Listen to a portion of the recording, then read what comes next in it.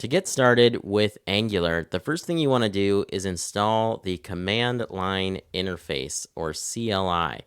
So let's go ahead and do that. We're going to say npm install with the G flag for global, and then at Angular/CLI. That's just the Angular namespace, and then the CLI package. And we'll go ahead and hit enter.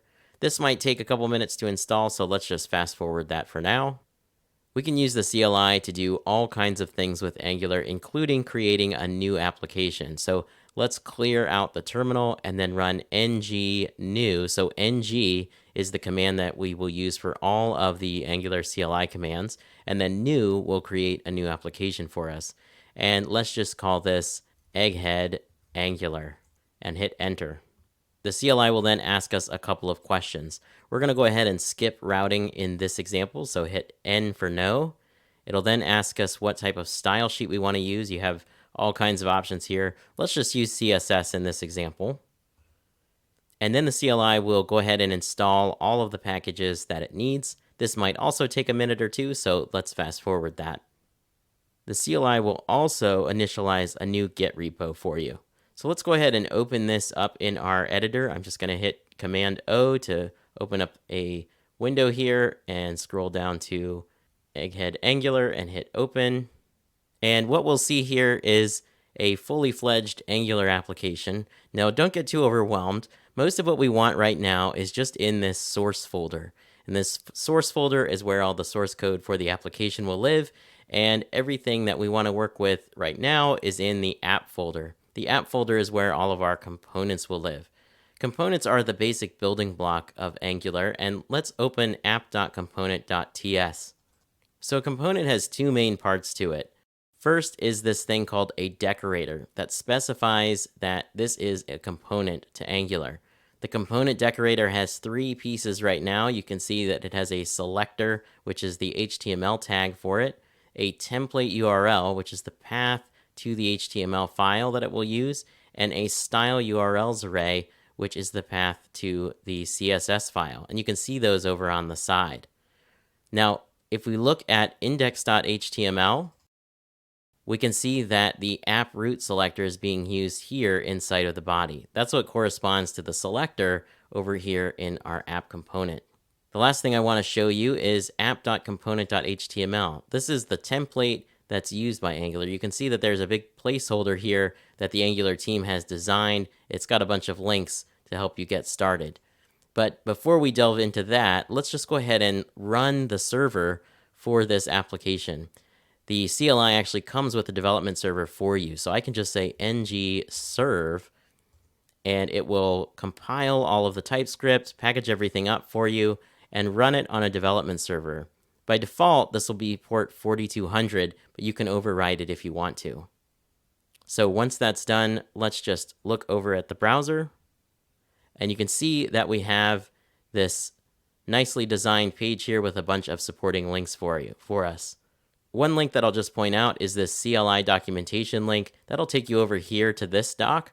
This is actually a super handy reference for all of the commands of the Angular CLI. So check that out. Now let's go back over to the code and just do one thing. If we go back over to app.component.ts, you can see that we have this title property on our class called Egghead Angular. We can display that in our component. Let's go ahead and delete all of the HTML in here. We're not going to need that. And let's just add a div. Inside of that div, we can display our title by just using two curly braces and putting title in. This will do a two-way data binding between the title that's in our component and the title that's on our template. So if we pop open the browser to the side and go back over to our port 4200 and refresh, you can now see we have Egghead Angular where our title placeholder is there for our two-way binding. And that's how you create your very first Angular application and experiment a little bit with components. By default, the Angular CLI creates components with a separate template file and style file. So you can see that we've got a component.html file over here and a CSS file over here. It doesn't have to be this way though. We can actually change template URL to template, and delete this path, and use backticks for some template syntax here and just say h1 title. And we can change style URLs to styles. Now this is still an array, which is a string, which is a little bit confusing, but I can say h1 color blue and save that. And now if I open up the terminal and run ngserve and give it a second to compile and bundle everything, now I can pop the browser open to the side, and you can see that we've got a blue title. Cool. And now I can just delete this CSS file and delete the HTML file. And now I've cleaned up my app folder pretty significantly. We can also use the CLI to create these single file components. So I'm going to clear out the terminal. I'm going to say ng generate component, and we'll call this one habit list. Now let me run the dry run flag just to show you what it would create by default.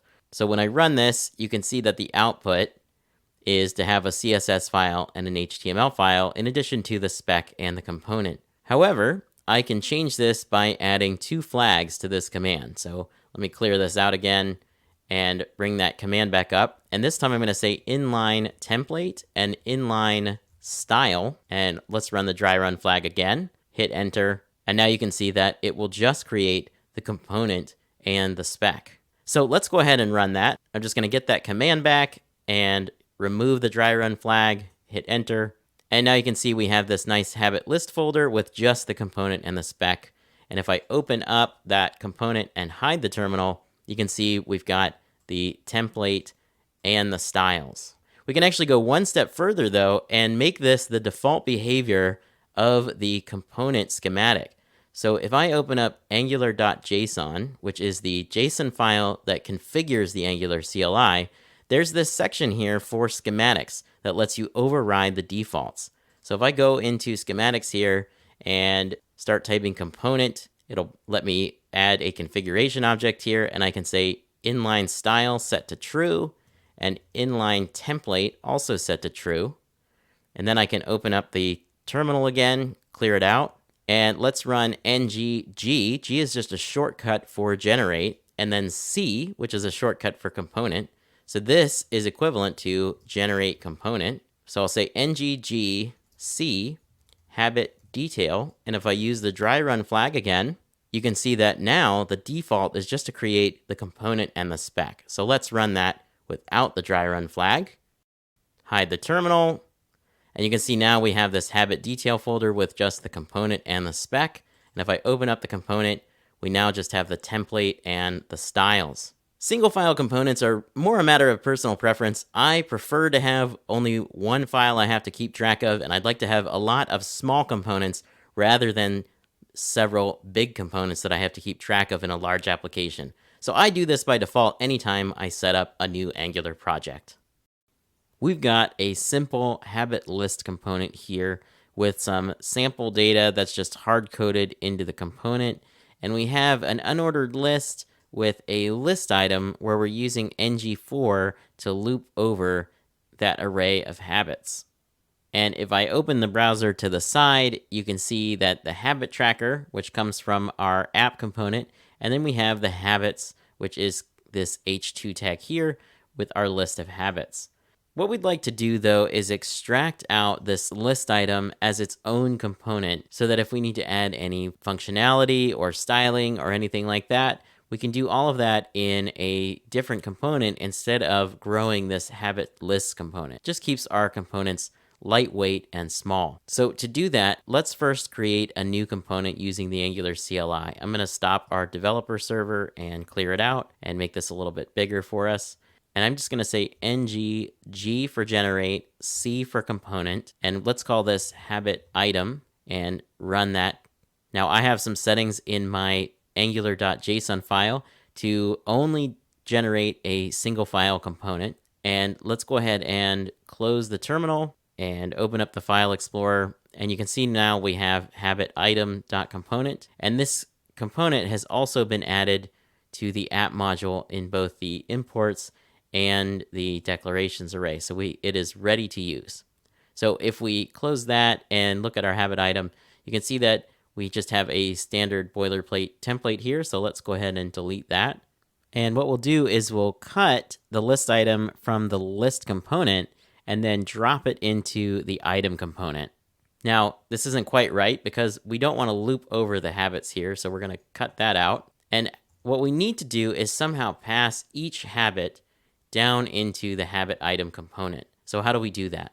Well, back in the habit list component, what we'll do is instead of the list item, we'll just select our habit item component, and we're going to put our ng4 there so that as we repeat each item, we're going to display another app habit item component. So I'll say let habit of habits. So now we're looping each of these, and let's go ahead and just add a piece of text here just so we can see that this is working. And if I run the server, and let's just open the browser to the side and refresh the page, you can now see that we have one hello for each habit.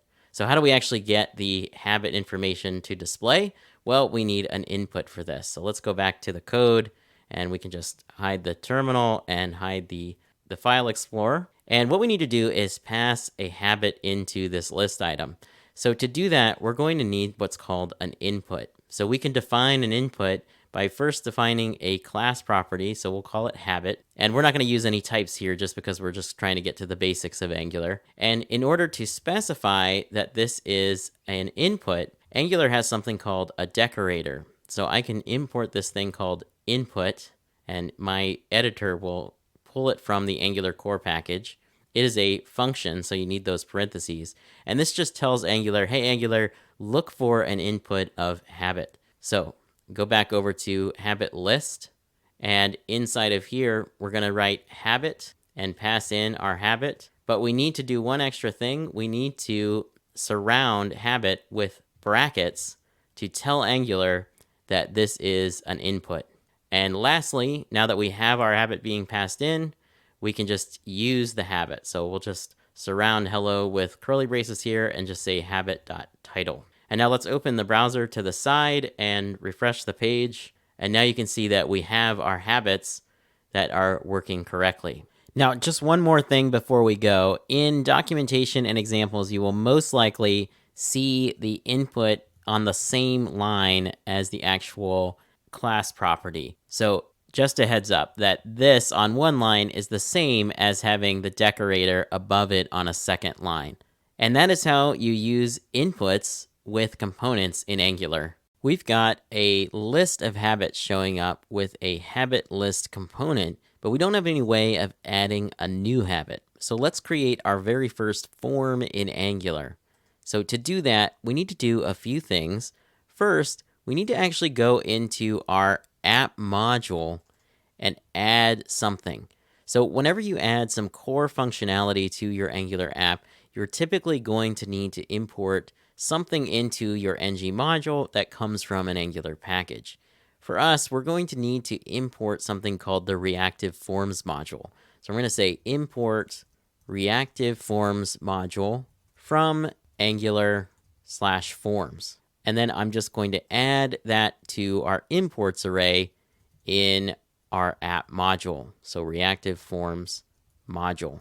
Now we can close that and go back to our habit list. And with reactive forms in Angular, instead of starting with the template form in the HTML, we're actually going to start by building a model on our component. So first we just need to add a property to our class that will represent that model in the reactive form. We're just going to call it habit form. The next thing we need to do is use something that reactive forms provides us called the form builder. So I'm going to say private form builder, and that's going to be of the type form builder. Now your editor will probably help you out here and let you import the form builder from Angular forms, and that's going to appear up at the top of your file here. To create the model for our form here, we're going to use the form builder and define something called a group. So a group is a group of controls for a form. So I'm going to say this.habitForm and set that equal to this.formBuilder.group. And then to define the form, we pass in an object that contains the fields, which will become something called a form control. So I'm going to say title and set that equal to an empty string by default. Angular is smart enough to infer the type, and we can actually pass in default values here if we want.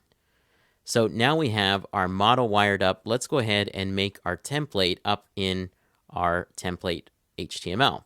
So underneath our h2 tag, we're just going to create a basic form.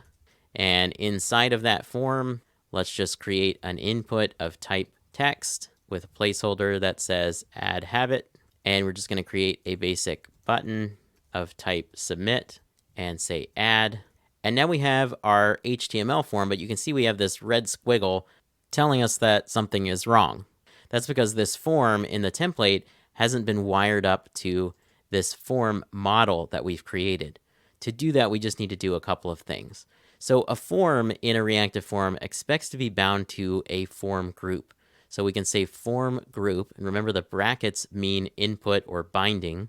So we're going to bind this to a form group, and we're going to pass in habit form that we've already created. We also need to bind our text field here to the title field that we've created. So for this, we can say form control name and pass in title. Finally, we need some way of submitting this form. Currently, we have the submit button, but it's not actually doing anything. To do that, we can bind to the submit event of the form using an Angular event called ng-submit. So the parentheses here around this ng-submit indicate that it's an event or an output. Here we can pass in a function that we define. We're going to call our function onSubmit, and to pass in the value of the form, we can just say habitForm.value. That's sort of the beauty of just using a model for these forms. Okay, so we of course have a red squiggle here because we haven't defined this function, so let's go ahead and do that lastly. So underneath our constructor here, I'm just going to create onSubmit. We're going to receive the new habit. That's the value of the form, which is just the title. And first, let's just create an ID for this. So we'll say this.habits.length plus 1. And let's just say new habit.id equals ID. Of course, I could condense that to one step. I'm just trying to be extra explicit for you. And then lastly, let's just push our new habit onto our habits array. Cool. So now if I open up the browser and add floss every day and hit add, you can see that we have our new habit added here. Now, this value of our title did not get reset to an empty string. And that's because we do that programmatically in Angular through our component. So what's really cool here is that I have access to control the form in this onSubmit. So I can actually say this.habitForm.reset. And when I save that and add a new habit, floss every day, and hit add, now you can see that the title has reset to an empty string. And that's it. Congratulations, you've just created your first reactive form in Angular.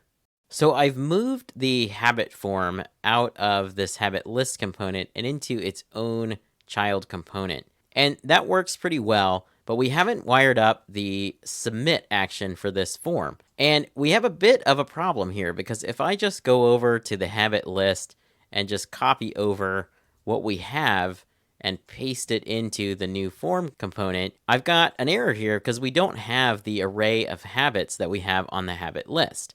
Now I could just go over to the habit list and just pass in an input of the habits to the form, but this would mean that I'd be modifying that data in place between the child and parent, and that's not really a good practice to get into. It's better if we emit the new value from this form up to the parent and then modify the array that way. So we can do just that with something called an event emitter in Angular using an output. So to do that, the first thing we need to do is just go ahead and create an output. And what we do is add this decorator that will import from Angular core. I'll just show you that up here. And then let's just call this add habit. And what we need to do is say that we're creating a new event emitter. Now, you want to be careful here because sometimes this auto imports from random places like events or protractor, and that's not what you want. Be sure to get rid of that, and you want to add this to your imports from Angular core. I guess event emitter is a really common name. We also can specify a type for this event emitter. In our case, we're just going to say a type of any because we're not going to go through and add a specific type for adding the habit. Now, inside of our onSubmit, we're going to get rid of everything having to do with a habits array here. And we're just going to say this.addHabit.emit, and we'll send that new habit up the chain to the parent component. So that's all we need to do from the child component. Now on the habit list component, what we want to do is target that output. So I'm just going to say add habit, that's the name of the output, and we're going to tell Angular what to do when that add habit event is emitted. So we're going to define the function called onAddHabit, and that function is going to receive $event. This is the event that Angular will send with the event emitter. Now what we'll just do is go down and let's just rename onSubmit to onAddHabit. And this input here, we could either change this to $event or we could just leave it as new habit. It will work either way. So let's leave this all the same, except we don't need the reset here because we have that in the habit form down here. Okay, so let's go ahead and open the browser to the side. And let's just make sure this is working. If I hit test and add, you can see that it is added to the array. Let's make this a little bit more concrete though by walking through the code with some breakpoints. So I'm going to open up Chrome Developer Tools and let's open up habit form and set a breakpoint for when we emit the new event. And then let's also open up habit list and set a breakpoint for the onAddHabit function. So now if I hit test and hit add, we get the breakpoint for onSubmit, and you can see new habit with title of test, and it's going to call addHabit.emit with our object with the title of test. And then when I continue on the debugger, our onAddHabit function gets triggered, and you can see we have that same object, and it's going to get pushed onto the array of habits. So that's how we can communicate between parent and children components using event emitters and outputs in Angular. Right now, we've got our habits array stored on our component here. And that works okay for such a small application. We've also got our add habit logic here in our component. The problem is our app is small right now, but what if we need to access this collection of habits somewhere else in our application? Or what if we need to be able to add a habit somewhere else in our application? We'd have to duplicate that code or come up with weird ways of passing it around. And that's what services are for in Angular. So let's go ahead and create a service that we can store the collection of habits as well as the add habit logic. So I'm just going to open a new terminal here, and we're going to just do ng generate service. If you'd like, you could also shorten that to nggs for generate service. And we're going to call this habit for the habit service. And Angular will generate a file for us. And if I open up the File Explorer, you can see that we have it over here. So I'll go ahead and open that up. So let's go ahead and create the service, implement everything, and then we'll add it to our component. So I'm going to go back over to the list component over here. And first, let's just copy over our habits array and add that to the service. And then let's copy our add habit function here and add that as well. And we can just rename this to add habit. Okay, so now how are we going to enable components to get this collection of habits? Well, let's go ahead and write a method here called getHabits. And what we're going to do is we're going to change this array into an observable. We could just return the array straight up, but let's change it to an observable so that if we move to a real HTTP call, the component is already set up correctly. So to do that, I'm going to import the of creation method from Rxjs, and I'm just going to say return of this.habits. And I'm also going to just explicitly say that this return type is an observable of any. Now, your editor should help you import the observable from Rxjs. We could give this a strict typing, and that's a good idea, but we're just not going to do that for the sake of simplicity here. Okay, so now our service is pretty much set up here. Let's just go ahead and implement it in the habit list. So the first thing we need to do is we can get rid of all of this. We still need to define this property. Let's go ahead and specify that it's a type of observable of type any. And again, we've imported that up here. Now, what we want to do is get the collection of habits when the component loads. So to do this, we're going to need the onInit interface. So I'm going to say implements onInit and import that. You can see that that's now imported from Angular core. And you can see that we have this red squiggle because we're not implementing the interface correctly. What we need is the ngOnInit function. And luckily, TypeScript can help us out here with our editor. So we're going to be defining the habits observable here in this ngOnInit. That's where we're going to set that value. But in order to do that, we first need to inject an instance of that habit service so that we have access to all of its methods. So I'm going to say private habit service and inject or specify the type of habit service. That will then add that import up at the top of the file. And then in our ngOnInit, what we'll do is we're going to go ahead and call that getHabits method and subscribe to it. So I'm going to say this.habitService.getHabits, and we're going to say .subscribe since it's an observable. And in that, we're going to say specify a function here of habits, which we can then set our this.habits property equal to habits. Cool. And if I just go ahead and comment this out and save it and open the browser to the side, you can see even if I refresh the page, we are now getting our habits from the service. Great. So now let's go ahead and just use our addHabit method. So I'll say this.habitService.addHabit and pass in the new habit and open that to the side and say test add, and you can see that that's working. Great. So now everything's working. There's one last thing that we can do to optimize this a little bit. Right now, we're manually subscribing to the getHabits observable here.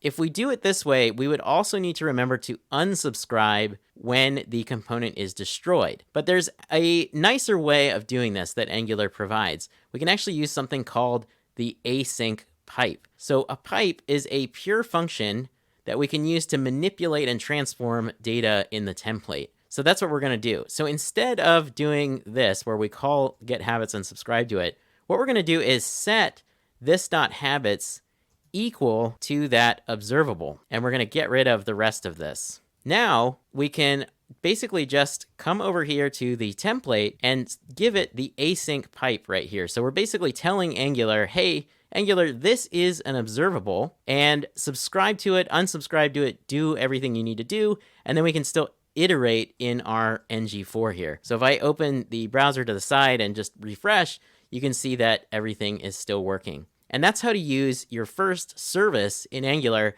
to share both data and functionality throughout your application. Right now, our app is just using the generic any type for our habits. The any type basically tells TypeScript to leave us alone and not bother us. This gets our app to work, but it's kind of like riding a bike with a deflated back wheel. Angular really shines when you can take advantage of the power of TypeScript, so let's add a type for our habits here, and then we can use it here in the habit service as well as in our habit list component and our habit item component for our input. So let's do that. How we add a type to our Angular app is by asking the Angular CLI to generate an interface for us. So to do that, we can say ng generate interface, or we can shorten this to just nggi and give it the name that we want, which is habit. And Angular will generate that file for us. Let's close that and open up habit.ts. You can see that we have this empty interface here. So let's open our habit service to the side here, just so we can take a look at our habits array. So you can see we have an ID, we have a title, and we have a count. So we can just add this to our habit interface here. So I can say ID number, title string, and count number. Now notice, here's some cool stuff that we can do here. Notice, for example, if I take out count and then I tell TypeScript that this is an array of habits. So habits array or habit array, and then let's import that. Notice that TypeScript now is complaining that there's no such thing as a count property on this interface. And if I add back in count number, that goes away. I could also just make count an optional property by adding a question mark after it. And then if I were to get rid of count on this particular habit, it would be okay. But if I removed that nullable, you can see that now TypeScript is mad at me because count is missing on the interface for habit. So now we have a interface for our habit. So let's go ahead and close that and go back to our service. And we're just going to tell TypeScript that getHabits returns an array of habits. So now we've got our interface imported in our service. We're telling TypeScript that habits is an array of the habit type. And we are saying that our return type for getHabits is an array of habits. Great. Let's go ahead and also add that to our habit list component. So we're saying here that we have an observable of any for habits. Now, notice this. So if I hover over get habits, you can see that it tells us that it's returning an observable that is an array of habits. So if I were to tell TypeScript that habits was going to be an array of strings, then you can see that we're going to get this error here that says that type observable habit is not assignable to type observable string. So that's pretty cool. So now I can go ahead and just import the habit interface. You can see now it's saying that it needs to be an array. You can't assign an observable of a habit array to an observable of habits.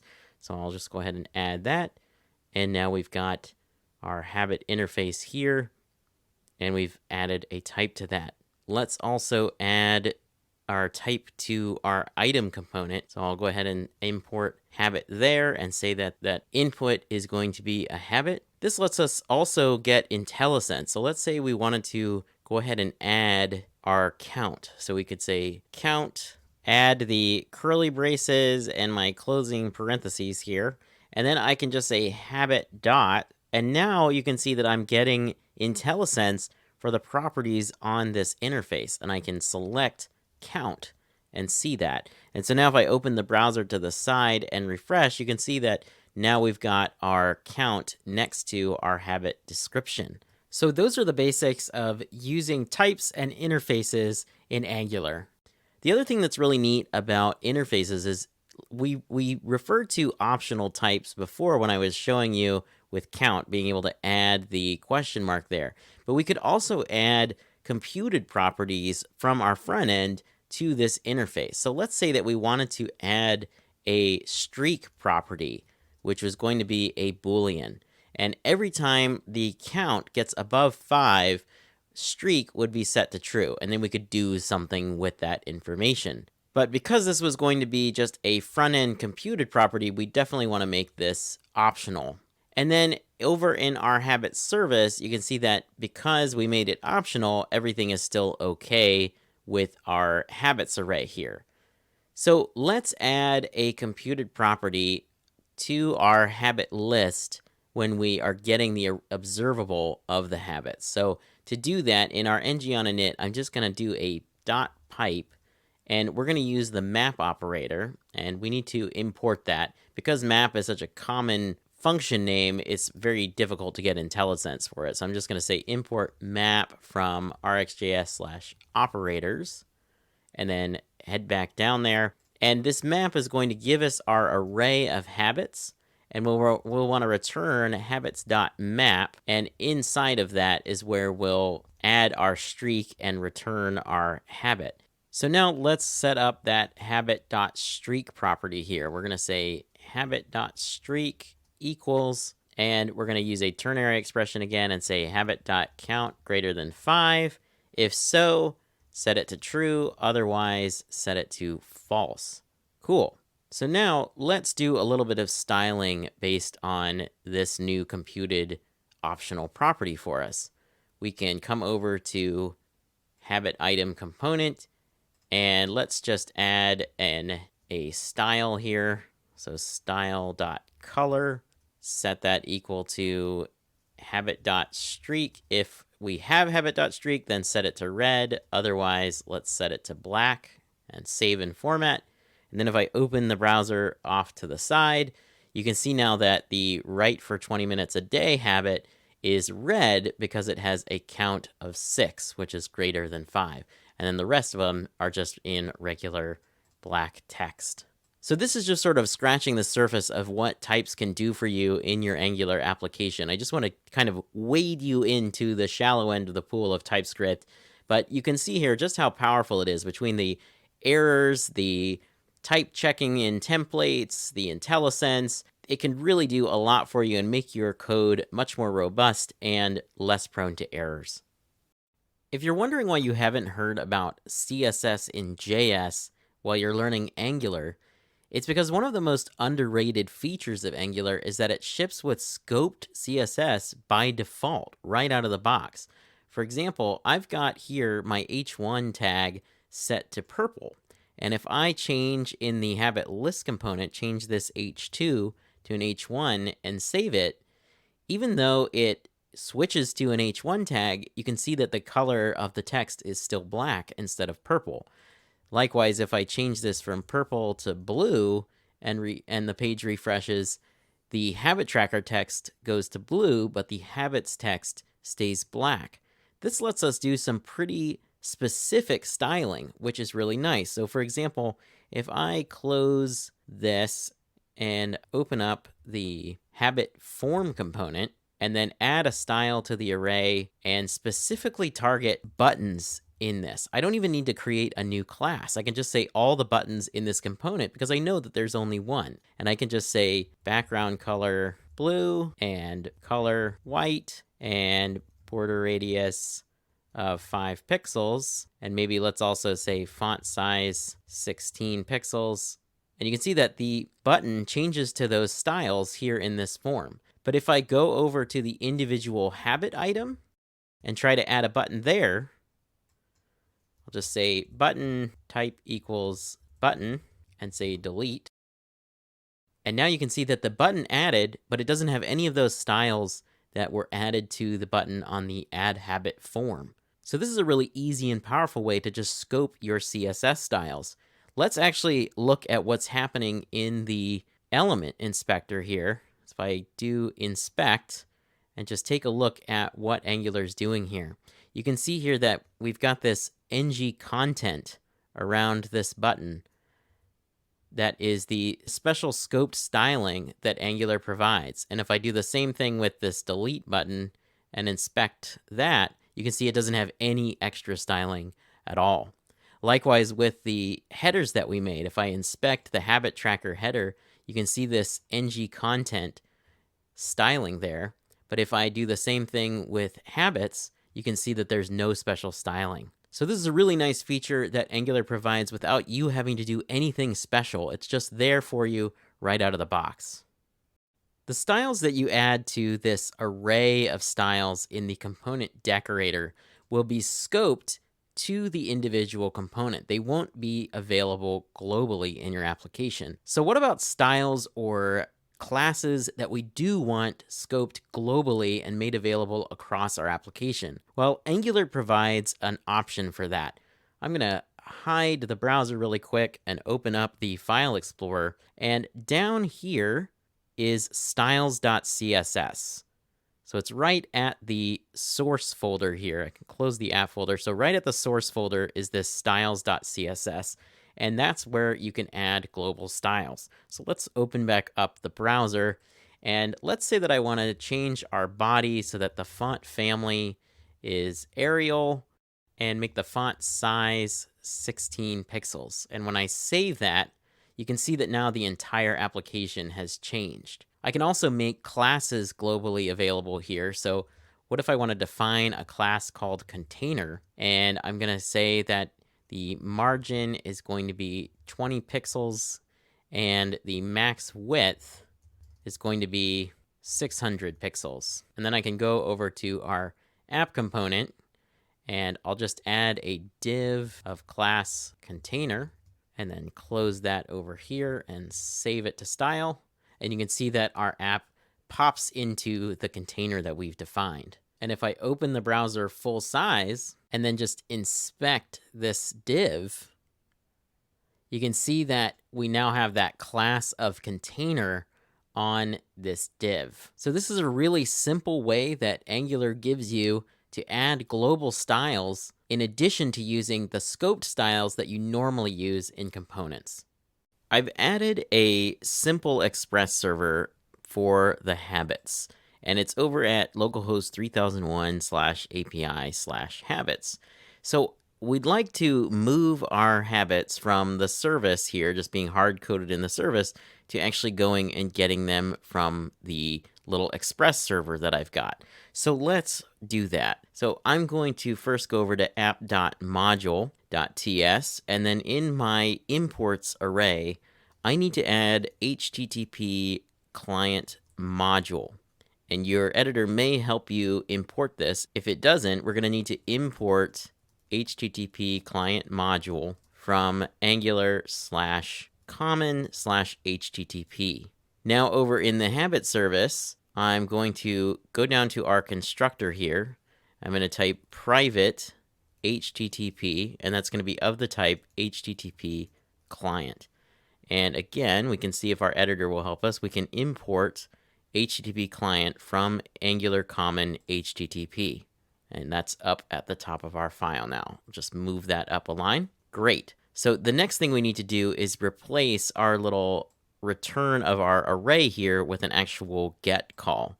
So to do this, I can delete this and say return this.http.get, and I can put in our URL, which is going to be http localhost 3001/API/habits. Now you'll notice that it's giving me a red squiggle here, and it's because we haven't specified a type.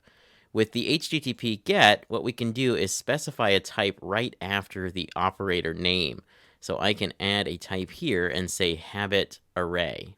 And now when I save it, everything is good to go. So theoretically, this should work, right? If I go over to the browser and go to the tab with localhost 4200 and refresh the page, you can see that everything's not okay. We're getting this error over here, and the error is a cross-origin policy error, meaning that we're trying to hit localhost 3001 from localhost 4200, and the server's not set up to allow that kind of cross-origin request. Now, we could fix that on the server side, but most of the time this comes up, it's because we're doing development on a local server that then, when we deploy to production, is going to be on the same domain, and we won't have this problem anymore. So this is a big hang-up when it comes to developing applications. Luckily, there's a way we can fix this by adding a proxy to our Angular application. So let's go back over to the code. And the first thing we need to do is open the File Explorer, and in our source file, I'm going to create a new file, and I'm going to call it proxy.conf.json. And inside of that file, I'm just going to add an object, and the first thing we're going to do is specify the URL that we're going to reroute, basically, that we're going to proxy to. I'm going to say /API, and then I will define an object for that, and we're going to give that a target of HTTP localhost 3001. And that way, any URL that starts with /API will just be sent over to localhost 3001. And then lastly, we just need to give this a property called secure that's going to be false. Okay, so now we have our proxy config, but the Angular server doesn't know anything about it. So we need to go into our angular.json. That's where we configure anything having to do with the CLI. In our angular.json, we can scroll down into this architect section, and down where we get to serve, there should be an options object. If there's not, then you can go ahead and create it, but there should be one already. And inside of that, we can add an option called proxy config and point to source/proxy.conf.json. And then lastly, we just need to go over to our habit service, and instead of having localhost 3001 there, we're just going to have /API/habits. Okay, now we need to restart the client and the server in order to make these changes take effect. So I'm going to quit out of the client and the server, and I'm going to run npm start. In this example, I've got the npm start command set to start up the server and also run the ngserve command. So we'll wait for that to bundle real quick, and we'll hop over to the browser, and you can see that now we have our habits loading on the page. Now, one thing that's interesting here is if I inspect the habits call here, you can see that we called localhost 4200/API/habits, and yet when we look at the response, we get our habits back from the server. And this is how the proxy worked, where it passed through the call to /API/habits to our Express server. And because we have that proxy, we no longer get those cross-origin request errors that we were getting before. So this is a really handy trick to use when you're working in development on a server that you need to run locally on a different port, but then in production will end up being on the same domain, so you don't want to have to go and swap out a bunch of URLs all the time in your services. We've got a simple form here to create a new habit, but when I create a new habit, feed dog twice a day, and hit add, you can see that even though the new habit was created successfully on the server, nothing shows up in our list unless I manually hit the refresh button and then we go and get the list again. If we were just using promises here, we would probably just add a new call to our getHabits method inside of a .then function, but that's not what we're doing here. We also can't just add a new call into our subscribe method here because we're using the async pipe. We're not actually subscribing to the getHabits method in our components code. We're subscribing through the async pipe in our template. So what do? My temptation when I was first getting started with Rxjs and Angular would have just been to ditch the async pipe altogether and nest the call inside of the subscribe of our addHabits method here. But there are better ways to do this that are more reactive, and I want to show you one of those ways. In Rxjs, there's always multiple ways of doing something. I'm going to show you one of them. What we really need is something to be listening for when this addHabit method completes, and then tells this getHabits call to refire. And it turns out there's something that we can use for that called a subject. A subject is kind of like an event emitter that can have multiple listeners. It's still an observable, but it can do something called multicasting, which basically means it just has multiple listeners. So it can listen for one thing and then trigger something else to happen. So what we're going to do here is we're going to create a new private class member called refetchSubject, and we're going to create a new subject. And then underneath our constructor, we'll go ahead and create a getter for this. We'll say get refetch, and we're going to return our refetch subject as an observable. And the reason we're doing this is just so that nobody can overwrite the actual subject that we're using here. Now what we can do is in our addHabit call in the service, we can pipe in a call to our subject's next method. So I'm going to use the tap operator here, which is an operator for side effects. And in that tap method, I'm just going to call this .refetchSubject.next. And what this is going to do is once the call to create a habit is done, it's going to fire off the next method of the refetchSubject observable. And then that subject can notify anything else that's listening to it that something has happened. So now let's go back over to our list component.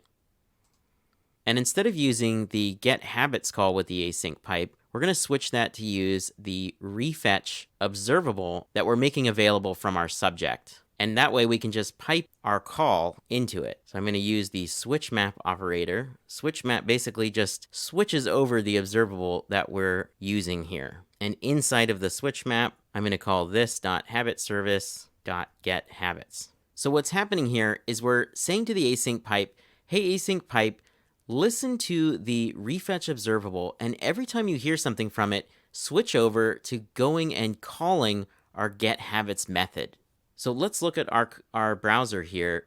We do have a problem, don't we? Our list isn't showing up, but let's try adding a new habit, eat veggies twice a day, and hit add.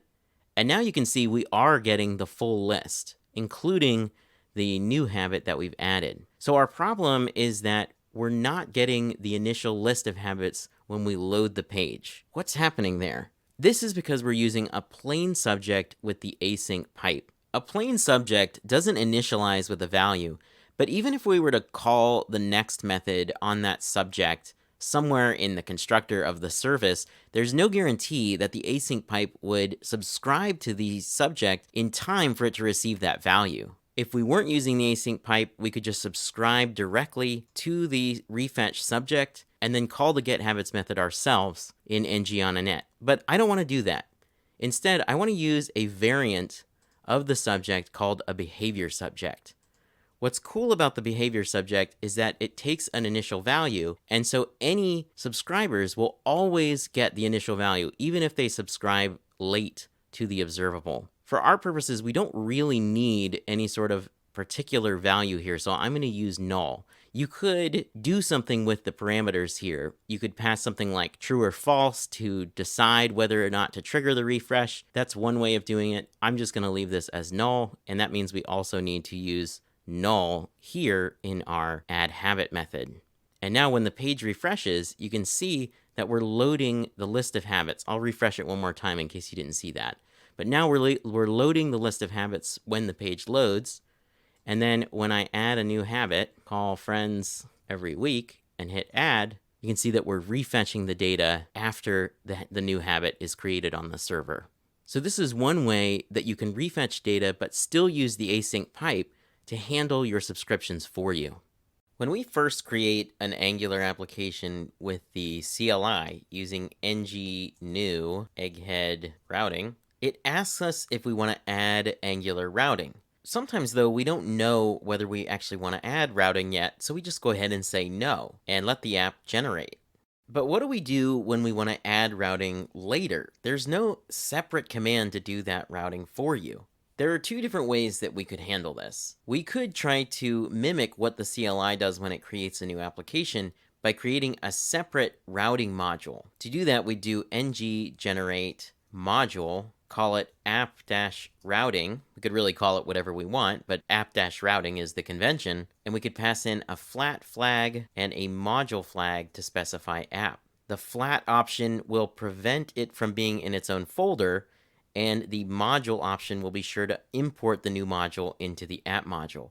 In fact, I can add the D flag for dry run and run that, and you can see that it will just create an app routing module and then update app.module. I actually don't like this approach. I don't like to keep my routes in a separate routing module. I'd rather keep my routes in the same module that they apply. So I'm going to hide my terminal and open up my app module.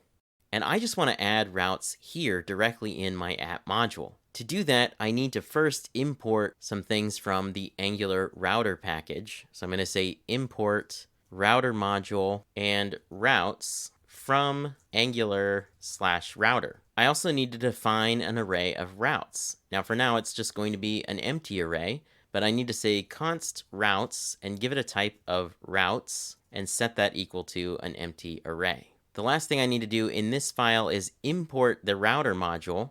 So in my imports array here, I'm going to say router module, and I'm going to call its forRoute method, and I'm going to pass in that routes array that's currently empty. The last thing I need to do to set up routing in my application is add somewhere for the routes to display. This is called a router outlet.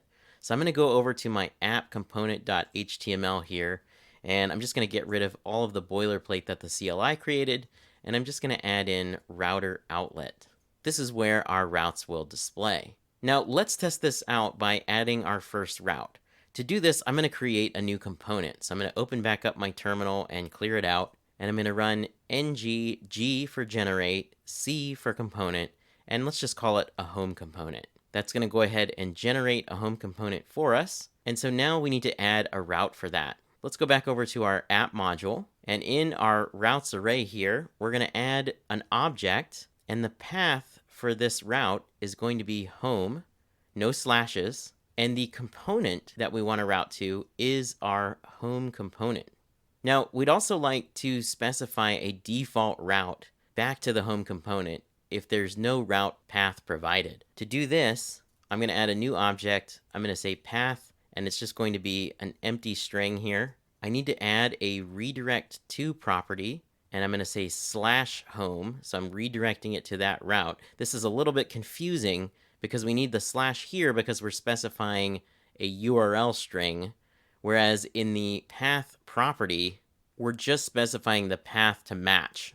Lastly, I need an option here called path match that I will set to full to make sure that we're only doing this when the entire path matches an empty string. So now we should have functional routing in our app. Let's go ahead and run ngserve and let that build. And then when it's done building, let's go over to the browser. Let's go to localhost 4200. And you can see that we've been sent over to /home, and we can see our home component, home works. So if I get rid of this home here and just hit enter, it redirects me to /home. That's what we want. So that's how to add routing to an existing Angular project.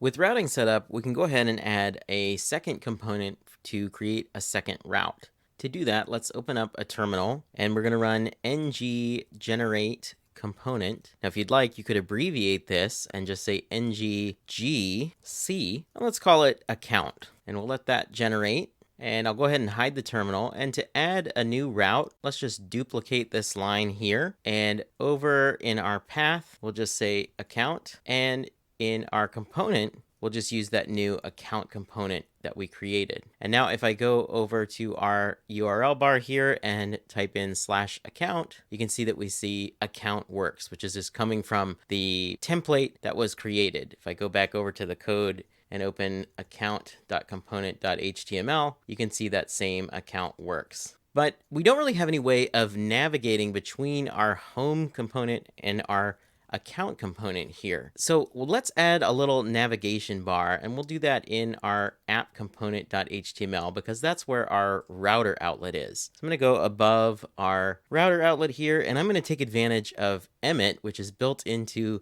Visual Studio Code.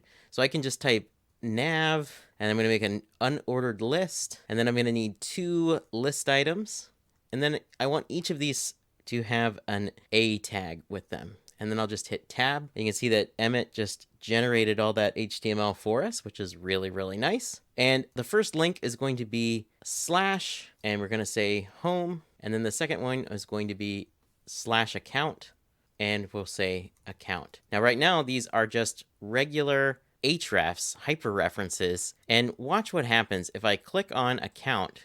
You can, it's kind of hard to see, but you can see the entire page reloading when I do that. So instead, what we want to do is use something built into Angular called a routerlink.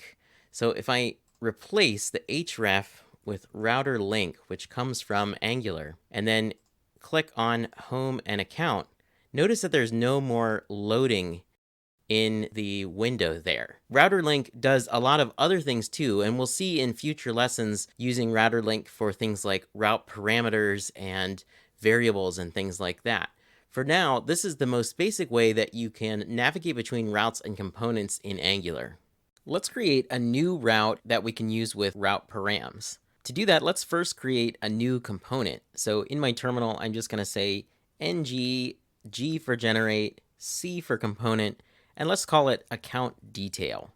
And close the terminal. And then to add the new route, let's go up underneath our account route, and we're going to add a new route, and we're going to say path, and we'll say account. And then to use the route param, we're just going to say / and then :id. And then we'll say that the component will be that new account detail component, and add a comma there and save. And so now if I go over to the browser and add a number here as a route param, you can see that we're going to the account detail page. We can also use a router link to pass a route param into a route. So let's go back over to the account component. And here, let's just create a little mini navigation with some dummy data. So I'm going to use Emmet again and type ul and then li times 3 and then a to generate an unordered list with 3 links in it. And instead of doing hrefs here, I'm going to select those, and we're going to pass router link, but we need to add square brackets around it to specify that we're going to be binding some data to this instead of just passing it a regular string. And so inside of this, I'm going to need to pass an array. And in this array, we need to pass in 2 things. We need to pass the path that we want, and then any sort of route parameter that we want. So I'm going to use single quotes and type /account. That's the route that we want to go. And then I'm going to add a comma, and I'm going to type in a number. And I'll just say account here.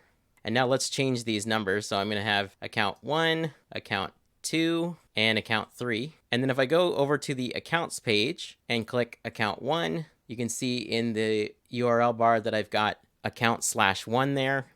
And I can do the same thing with account 2 and account 3. Now, it would be nice if we could actually see this on the page. So let's do that. We usually need to access route parameters to do things like call an API and pass in that route parameter to get something like account detail. So let's go over to the account detail component. I'm going to open up the component for account detail, the TypeScript component. And the first thing we need to do is inject the route into our constructor. So I'm going to go down to line 10 here into the constructor. I'm going to type private, and we're going to call this route. And it's going to be of the type activated route. And we'll need to import that from Angular router. Now we're going to need to pull the ID that we're passing from the route params and store it on our component. So first, let's go ahead and make a class property and just call it ID. And we're going to give it a type of string for now. And then to actually set up that ID, we're going to go to our ng-on-init. And in ng-on-init, we're going to set this.id equal to, and we'll access our route. Now, there are actually two ways that you can pull route params off of the route. One is using an observable, and one is just using a route snapshot. We're going to use the route snapshot in this lesson because we're not going to be changing the route parameter inside of this component. We're only going to change it by clicking one of those links. So here I'm going to say this.route.snapshot, which is the current snapshot of the route. And then we're going to access this thing called the param map. The param map provides methods to handle parameter access for both route parameters and query parameters, which would be called the query param map. Here, what we need to do is use the get method that the param map provides us. And we're going to get the parameter called ID, because that's what we've called it in the route itself. So now we're setting ID to whatever the route parameter of ID is in the route. So let's display this on the page just to make sure that it's working. So I'm going to go to the template for this. So account detail component.html. And under here, let's just add another paragraph tag. And we're just going to say account ID and log this ID here. So now you can see we've got account ID 3 here. And if I go to the accounts and click 1 or 2, or 3, we're now accessing the route parameter in the component and displaying it on the page. We could also call a service from our ng-on-init, pass the ID in that way, and go get some data. Now, one quick note is to make sure that you understand that this value is going to be a string. Notice that I've specified the ID as a string. For a lot of your API calls, you may need this to be a number, and in that case, you could change the type of the class property to a number, but you'll need to coerce the type of this to be a number. And if we do that, everything will still work, but then you've got your ID as a number if you need to use that throughout the application as a number. So that's one way that we can pull route parameters and use them in our components. There are two different ways that we can access route parameters in components. Right now we're using this route snapshot and just getting the route parameter once during the ng-on-init lifecycle hook. The other way that we could get this route param is by subscribing to an observable of the param map. But why would we want to do this? Well, in this example, we're only getting the route parameter when we click on one of these links in the account component. But what would happen if I moved that navigation from this account component? So I'll just copy that, and I'm just going to drop it into the account detail component template. And now if I click on one of these links, you can see that even though the parameter is changing inside of the URL bar here, it's not changing inside of the component. This is where we would need to subscribe to an observable. So let's make that change. I can go back over to the account detail component here.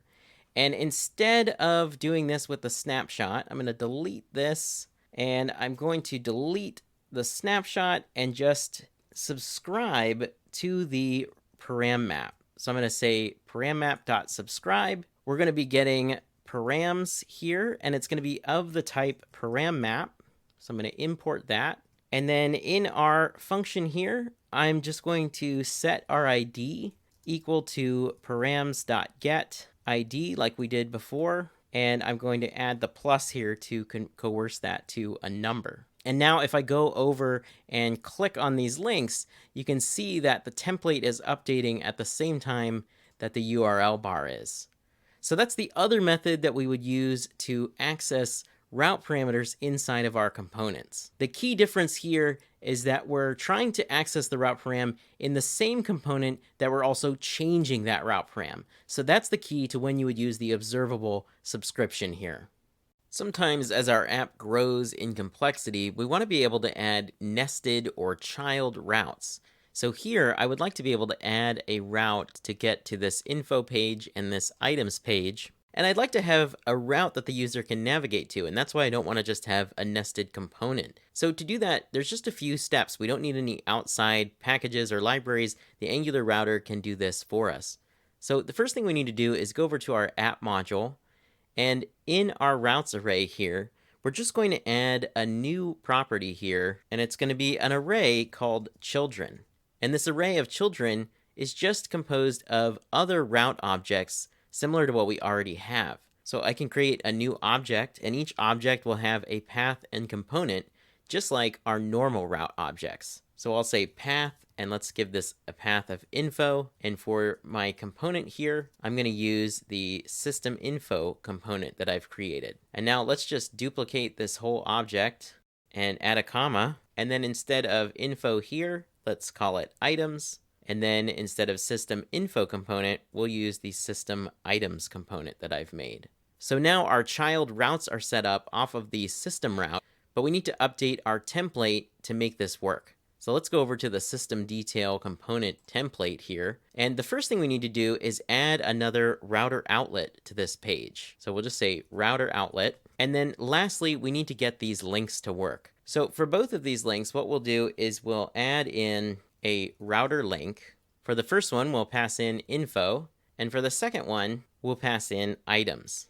And then for both of these router links, I want to tell the Angular router to give this an active class when it's the active route. So to do that, I can, for each of these links, just add a property called routerlink active and pass in the active class that I want to give it. Let me make this a little bit easier to see. I'll put these on some new lines here. So now you can see I've got the routerlink active and I've got the router link here. And so now when I go look at this in the browser, you can see that when I hover over info and items, I get the pointer cursor. And when I click on them, now I've got the info component and the items component. And if I look at my URL bar, you can see that I've got the system/1/items route. And if I click on info, I have the system/1/info route. You can also see that whichever route is active has that brown background, and that's the active class that I've given it. So that's how to set up child or nested routes in Angular. We've got these two child routes here, one for info and one for items. But in order for us to go get the data required for each of these child routes, we need this ID, which is the parent ID of the system, which corresponds to this up here in the URL bar. So how do we pass that parent ID parameter into the child route? Unfortunately, we can't just go over to the router outlet and do something like this where we type ID equals and pass in the parent ID. That's just not how it works. We could, of course, also go over to the app module and we could add in an additional parameter and do something like this where we have another route parameter for the child route, but that would be kind of redundant. What would be the point of using that ID twice? Instead, we can actually access the parent route parameter from inside of those child route components.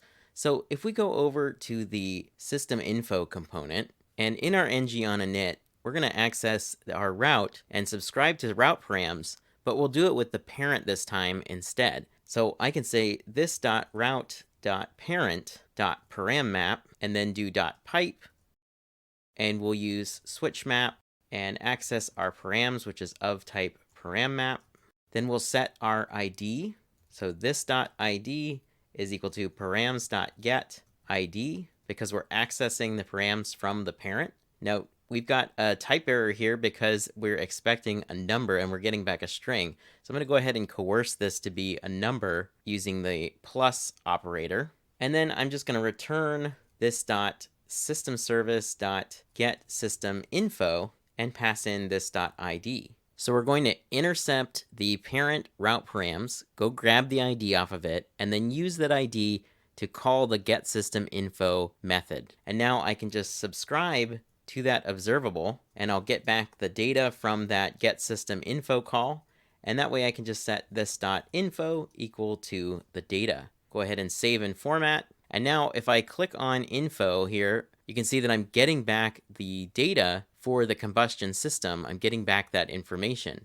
And if I look at the route in the URL bar, I don't have any extra route parameters. I'm only accessing the one parent route parameter in this component. We can do the same thing for our items component in our items child route. So I can actually just copy this whole thing, and let's go over to system items, and we'll go into our ng on init, and we'll paste this in, and we just need to change get system info to get system items, and we need to change this dot info to this dot items, and hit save. And now if I click over on our items child route, you can see that we're getting the right items for the combustion system. And again, my URL doesn't have any extra parameters in it. It's just system/1/items. So that's how we can access parent route parameters inside of child routes and components.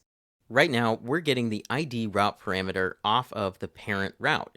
This is because we want these info and items components that are child routes to be able to access that ID without having to pass it to it a second time. There's another way we can do this, though, and that's by defining what's called a params inheritance strategy inside of our app module when we create our router module. So this router module.forRoute method takes in a second parameter, which is an options object. And inside of this options object, we can define the params inheritance strategy. Now, this is just how the router merges parameters, data, and resolve data from parent to child routes. The default is called empty only, which inherits parent parameters, data, and resolve data only for pathless or componentless routes. What we want to do is set this instead to always, and this will enable unconditional inheritance of parent parameters, data, and unresolved data. In other words, we'll have access directly to any parameters, data, or resolved data that's on the parent inside of our child route. So let's go ahead and save this. And if I go back over to our items component, I can now just remove this parent from here. And I can do the same thing in the info component, remove the parent from there. And if I refresh the page, both child routes are still working. Now, before you make this change, there's one thing you need to be aware of. If there's any sort of overlap between data, for example, that you're passing between parent and child routes, the activated route will be the one that wins out. So let's take an example of that. If we just add a data object to both of these routes, and let's set a Boolean, let's say isAwesome is true, and add our comma here, but then we change isAwesome to false for this child info route. What'll happen is that when the info route is the active route, isAwesome will be set to false because it will override the parent's matching isAwesome property in its data object. Aside from that one caveat, this is a great way to inherit both route parameters and data from parent routes to child routes.